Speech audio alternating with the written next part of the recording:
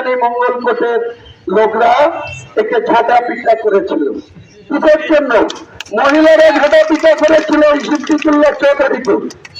এই সিদ্দিকুল্লাহ চৌধুরীদের এমন হীন মানবতার মানুষ, এমন বিচারচরিতের মানুষ, এমন দুর্বল মাইন্ডের মানুষ, যখন শুভেন্দু অধিকারী বিধানসভার বাইরে দাঁড়িয়ে মুসলমান এমএলএদের চ্যাংদুলা করে রাস্তায় ফেলে দেবে বলে এরকম সিদ্দিকুল্লাহ চৌধুরী, তখন তাদের গায়ে কোনো দাগ লাগে না, কাটা ফোটে না, তারা প্রতিবাদ করে না।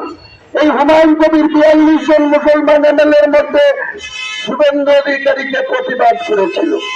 বলেছিলাম তোমার ক্ষমতা থাকলে তুমি একটা মুসলমান এমএলএর গায়ে হাত দাও, একটা চ্যাংদুলা করে রাস্তায় ফেলে দেখাও, তোমাকেও আমি রাস্তায় খুশে দেবো বলেছিলাম।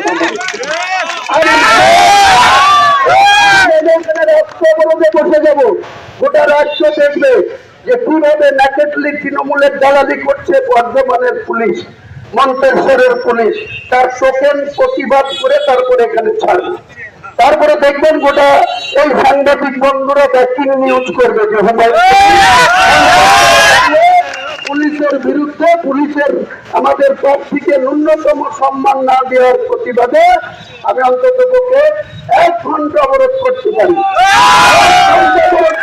কিন্তু তারপর 10 মিনিটের টোকেন প্রতিবাদ করে আমি মন্তেশ্বর ছাড়ব। কারণ আপনারা দেখাতে হটানো আমার মটকা গরম হলে এরকম পুলিশের দালালিদের ওখানে তৃণমূলের গুন্ডারা পুলিশের ব্যাগ ছিনিয়ে নিচ্ছে, তাও পুলিশ এত নির্লজ্জ দালাল যে তার ব্যাগ ছিঁড়ে দিচ্ছে, তার বিরুদ্ধে তাকে অ্যারেস্ট করতে পারে না। এরা প্রশাসন, আমাদের লজ্জা লাগে এদের কথা ভাবতে। আবার এদের নেতা অভিষেক বলছে হুমায়ুন কবির কেন সেন্ট্রাল সিকিউরিটি নিয়েছে, সেন্ট্রাল সিকিউরিটি ছেড়ে দেন, আমি সিকিউরিটি দেবো। আরে অভিষেক তুই কোন হরিদাস পাল, সিকিউরিটি কোথায় আছে? তুই বাংলার পুলিশ মন্ত্রী না বাংলার মুখ্যমন্ত্রী?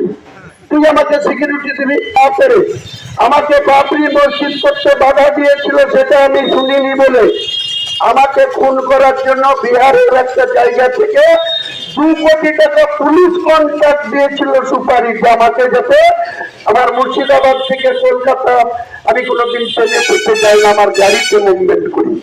আমার গাড়িতে অ্যাক্সিডেন্ট করিয়ে আমাকে খুন করার চেষ্টা করেছিল। তখন আমি হাইকোর্টের দ্বারস্থ হয়েছিলাম। হাইকোর্টের যে এজলাসে মামলা করেছিলাম সেই জাস্টিসের নাম এখনো তিনি সেই ঘরে আছেন, ডাক্তার সুব্রা ঘোষ ম্যাডাম। তার ঘরে যখন মামলা করলাম, 2 পরে হিয়ারিং হলো, যখন প্রমাণ পেয়েছি সে আমাকে তুতু মাইমাই করছে। তার নাম জুম্মা খান, জঙ্গিপুরের ছেলে। তাকে 2 থাপ্পড় দিয়ে গাড়ি থেকে নামিয়ে দিয়েছিলাম। আমি যখন বহরমপুর গেছি, ওখানকার শক্তিপুর থানার বাহাদুর ওসি আমার ছেলেকে বাড়ি থেকে তুলে গেছিল। তা আমি বহরমপুর থেকে বলেছিলাম অনলি 1 আওয়ার, 1 ঘন্টার মধ্যে যদি আমার ছেলেকে না ছাড়া হয়, আমি শক্তিপুর থানা 5ই জানুয়ারি 2013 নিজে এখনো বোর্ড লাগানো আছে, আমি ওপেন করেছি, তখন আমি মন্ত্রী সভায় ছিলাম। আজকেই যে থানার একটা ইট খুলুন, আমি থানায় পৌঁছানোর আগে আমার ছেলেকে বাড়িতে পাঠিয়ে দিয়েছিল। এই তো বাহাদুর পুলিশ। এই হাজি সাহেবকে আপনারা ভোট দেন, হুমায়ুন কবিরের পাশে থাকুন।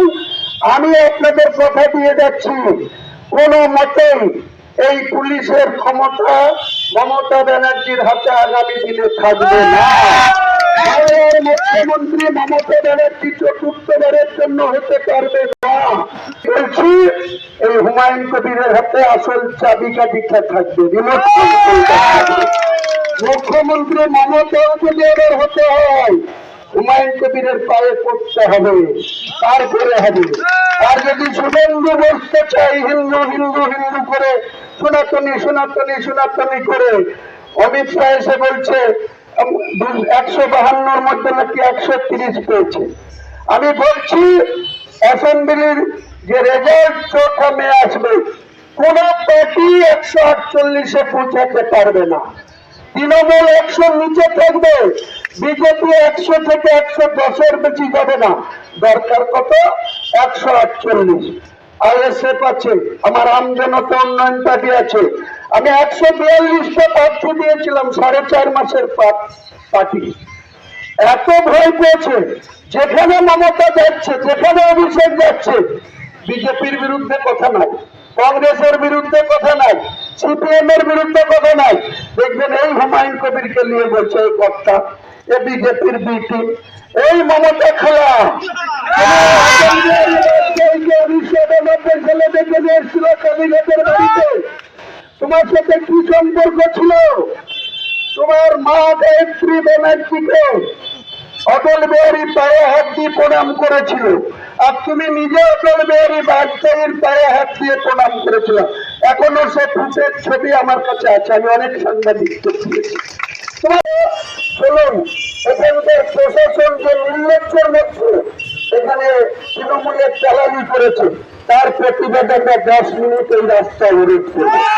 10 মিনিট অবরোধ করার পর আমরা এখানে তুলে দেবো, ঠিক 10 মিনিট। এটা আমাদের টোকেন প্রতিবাদ। এটা যদি মুর্শিদাবাদ হতো না, গোটা রাজ্য প্রশাসনকে হিলিয়ে দিতাম। 5,000 লোক নিয়ে অবরোধ করতাম।